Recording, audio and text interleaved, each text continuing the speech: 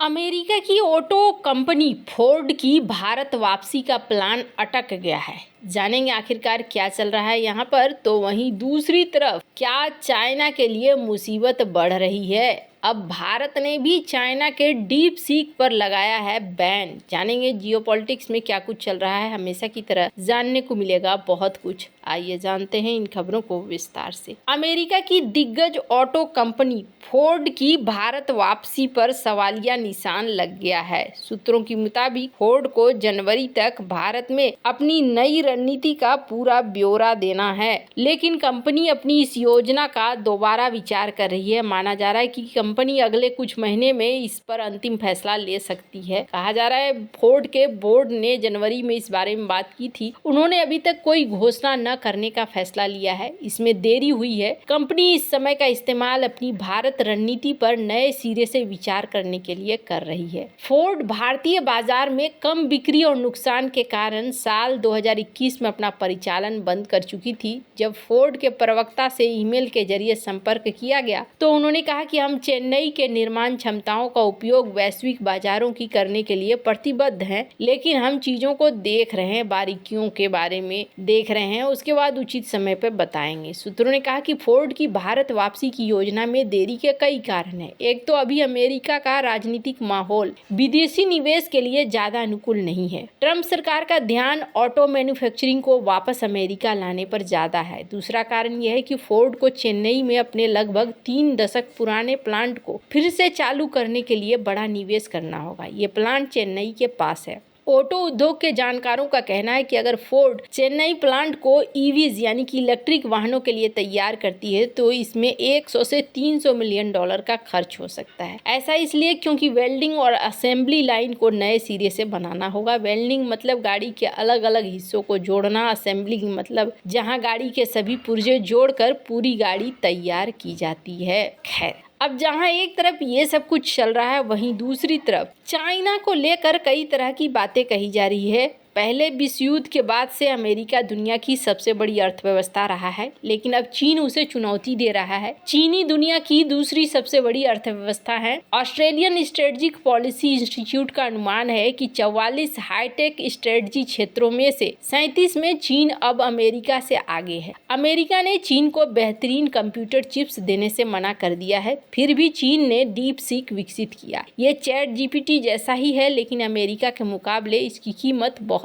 कम है। चीन के राष्ट्रपति शी जिनपिंग का मानना है कि 21वीं सदी में चीन का राज होगा, लेकिन उन्हें सावधान रहना चाहिए। 1960 में सोवियत संघ अमेरिका से आगे निकलता दिख रहा था, लेकिन उसकी प्रगति रुक गई। 1990 तक जापानी कंपनियों ने अमेरिकी प्रभुत्व के लिए एक नया खतरा पैदा कर दिया था, लेकिन जापान भी आगे नहीं बढ़ पाया, पीछे रह गया। चीन की अर्थव्यवस्था अब धीमी हो रही है, तो क्या चीन का भी यही असर होगा? 1917 में सोवियत संघ पिछड़ा हुआ था। साम्यवाद के तहत उसने इतनी तेजी से प्रगति की कि उसकी सेना द्वितीय विश्व युद्ध में हिटलर को हरा सकी। 1961 तक यह अंतरिक्ष में आदमी भेजने वाला पहला देश बन गया। निकिता खुश्चेव ने पूंजीवादी देशों को चेतावनी दी थी, हम तुम्हें दफना देंगे। 1930 के दशक के महामंदी में पूंजीवाद खत्म होने के कगार पर दिख रहा था। इतिहासकार ए.जे.पी. टेलर और ए.जे. टोयनेबी ने कहा कि पूंजीवाद एक असफल व्यवस्था है। नोबेल पुरस्कार विजेता पॉल सैमुएल्सन ने अपनी 1948 की क्लासिकल टेक्स्ट बुक में एक चार्ट दिखाया था, जिसमें दिखाया गया था कि प्रति व्यक्ति जीडीपी में सोवियत संघ अमेरिका से बहुत नीचे शुरू हुआ, लेकिन तेजी से बढ़कर उसे पीछे छोड़ देगा। 1960 के बाद सोवियत संघ की प्रगति धीमी हो गई और रुक गई। यह उन क्षेत्रों में उत्कृष्ट था जहाँ कीमतें मायने ही नहीं रखती थी, जैसे अंतरिक्ष और रक्षा, लेकिन उपभोक्ता वस्तुओं में प्रतिस्पर्धी नहीं था। केंद्रीय योजना निवेश के लिए अतिरिक्त संसाधन खोजने में अच्छी थी, लेकिन प्रोडक्शन के लिए कोई प्रोत्साहन नहीं था। ये घातक साबित हुआ। रॉबर्ट सोलो ने दिखाया कि आर्थिक विकास का मुख्य चालक पूंजी या श्रम नहीं बल्कि प्रोडक्शन है। पॉल क्रुगमैन ने घोषणा की कि लंबी अवधि में प्रोडक्शन ही सब कुछ नहीं है, लेकिन लगभग सब कुछ है। 1970 के बाद सोवियत संघ ने लोगों को खेती से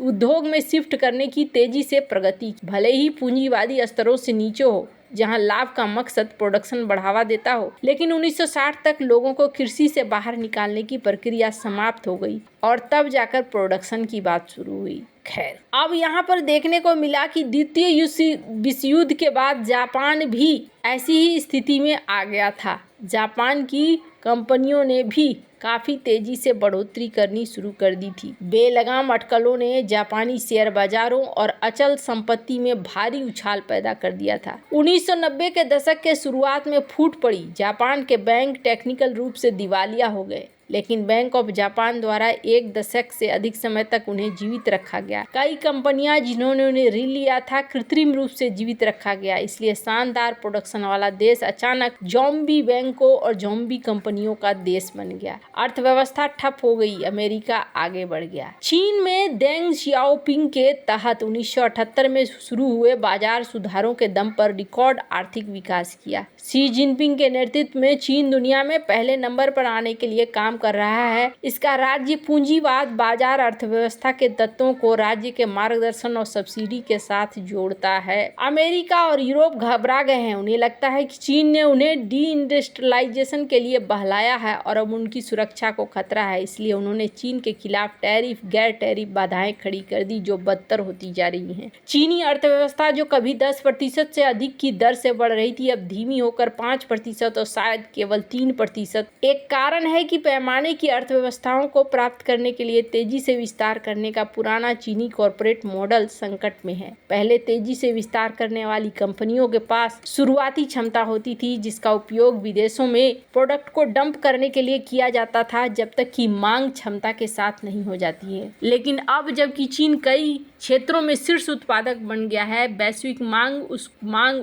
वैसी नहीं रह गई है, तो इसका असर पड़ता है। खैर, अब यहाँ पर देखने को मिल रहा है डीप सीक को लेकर, तो डीप सीक को लेकर भी कई सारे बदलाव हो रहे हैं। कई सारे देश में इसे बैन किया जा रहा है। ऑस्ट्रेलिया में भी, अमेरिका में भी इसे कई विभागों में बैन किया गया है। और इसके बाद अब देखने को मिल रहा है कि यूएस, इटली, ताइवान, इन्होंने भी यहाँ पर बैन किया है। ऑस्ट्रेलिया ने भी बैन किया है और भारत ने भी अपने कई मंत्रालय में कथित तौर पर इसे बैन किया है। फाइनेंस मिनिस्ट्री ने अपने एम्प्लॉइज़ को कहा है कि आप इसका इस्तेमाल न करें। हालांकि इन्होंने दोनों ही के लिए कहा है, चैट जीपीटी के लिए भी कहा है और डीप सीक के लिए भी कहा है कि नहीं, आप जो है यहाँ पर दोनों में से कोई भी नहीं करेंगे। तो देश यहाँ पर एक्शन ले रहे हैं। वहीं बात करें चाइना और अमेरिका की, तो संबंध इनके और भी ज़्यादा खराब होते जा रहे हैं। यूएस ने